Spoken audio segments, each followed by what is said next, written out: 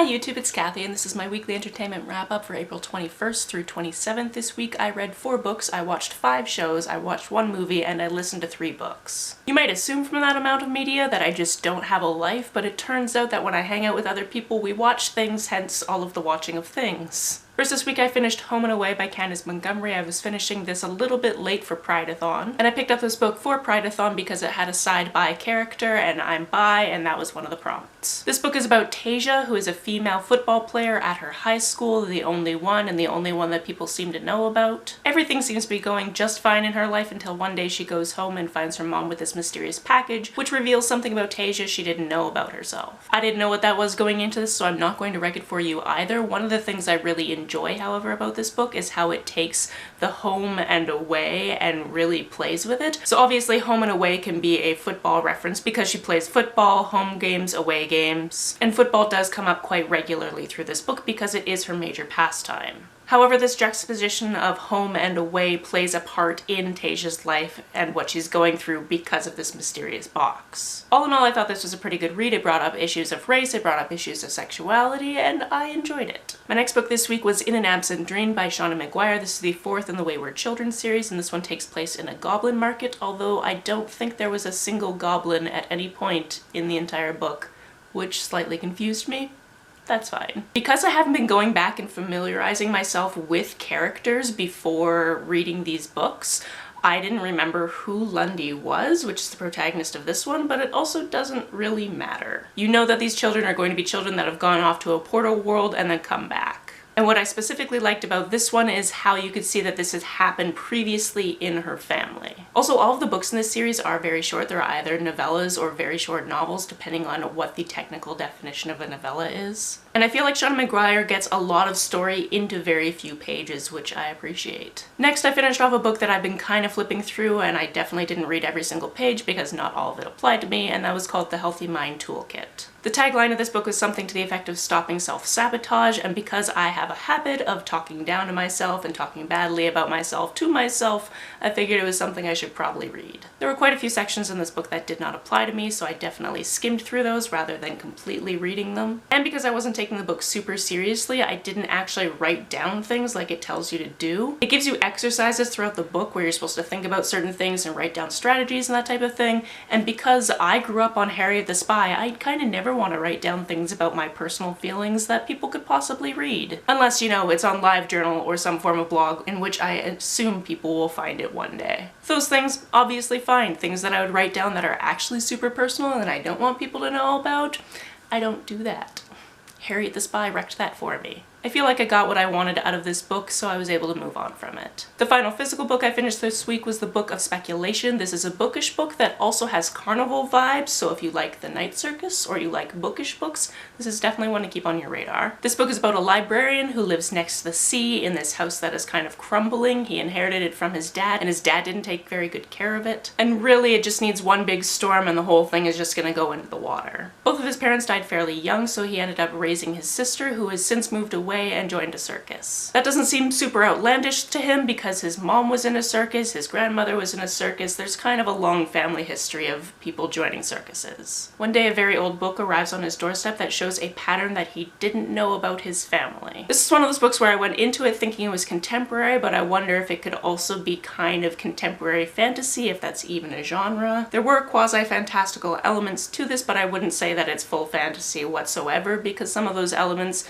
you never know if they're really fantasy elements or if they're just speculation, which is probably why the title is so good. Also, as a side note, the library that he's at is facing budget cuts, and because a lot of things are changing at my current job, I definitely had a lot of sympathy for him. On to what I watched this week, and something that is definitely fantasy, and that's Game of Thrones. Obviously, again, not spoiling anything, I can't believe it's gonna wrap up in 4 episodes, and also it's one of the reasons I just have to stay off the internet until I see the next episode. The other reason being Endgame, because I'm not seeing that till Thursday. As for Survivor, we stayed current on season 39, and we're currently watching season 19 at my Tuesday night dinner club, and I have finally met the survivor that my best friend hates the most, and yeah, he's a deplorable human, but also there's somebody who is just outwardly racist on the season, and I was so happy when he went home. As for the current season, they voted out a very big threat, although I'm wondering if the edge of extinction thing is ever going to come into play again, because it's not assured that it is, but you have to assume that it might. It's kind of fun when there's a new twist because you don't know what's going to happen with it. I also started watching the 7th season of RuPaul's Drag Race, and I'm kind of meh about this season. There's nobody that really super stands out for me, but that being said, Drag Race is Drag Race and I'm enjoying it. I also watched a couple more episodes of Yuri on Ice, and it's adorable and it makes me want to work out, and then I remember that I pulled a muscle while I was sleeping, so I don't know if working out is in the cards for me. Also, you know, I can't afford a gym, I hate running, and I live in a bachelor's suite, although my roommate works out and I let him do that, so really I should get over it. I don't like working out when people are around, and he's always around, so... The final show I watched this week was a couple of episodes of The West Wing. We are still in the first season, although very close to the end. We actually cut off our viewing at a pretty big cliffhanger, but it was a 2-parter episode coming up next, and we did not have time for that, so we just had to. And because I'm watching it with somebody who's never seen it before, I mostly felt bad for them as opposed to me, because I'm pretty sure I remember how this goes, but As for the movie I watched this week, I watched What We Do in the Shadows, which is a mockumentary about vampires that live in the same flat in New Zealand, and it is pretty darn funny. Interestingly enough, the best line actually has nothing to do with being a vampire. It's werewolves, not swearwolves, which I've seen on t-shirts before and went, I don't know what that means, and then my friend who I watched this movie with was like, we need to watch this together. So 6 months later, we finally did it. If like 6 months ago me, you had never heard of this movie, I highly suggest checking it out. The way that it's done is so interesting. There's a lot of following people around with camera movements, but there's a lot of movie magic within that as well, and the characters are also very compelling. On to the books I listened to this week, all of which were for audiobookathon, which was actually a 2-week readathon, but I didn't actually start my TBR until this week because reading priorities, if you do a lot of readathons, you kind of have to smush things around a little bit. That being said, even though I tend to do 1 audiobook a week, I happened to finish my entire TBR, which was 3 audiobooks, one of which was over 15 hours. Let's just say I listened to that one at double speed. First audiobook I listened to was the BBC full cast recording of Good Omens, which was done as a radio play, and then now it's put in audiobook format, and oh my goodness, it is so good. I've read this book at least a couple of times before, so it was very fun to hear it in this different format because it's mostly taking all of the dialogue and just putting it all together in scenes, and the dialogue is one of the funniest parts of this book, so it really translated well to this medium. While I was listening to this, I also found out there's going to be a Good Omens read-along next month because the TV show is coming out soon, so I will be reading it again next month. The second audiobook I finished was Two Night Owl from Dogfish. This is a middle grade read about these 2 girls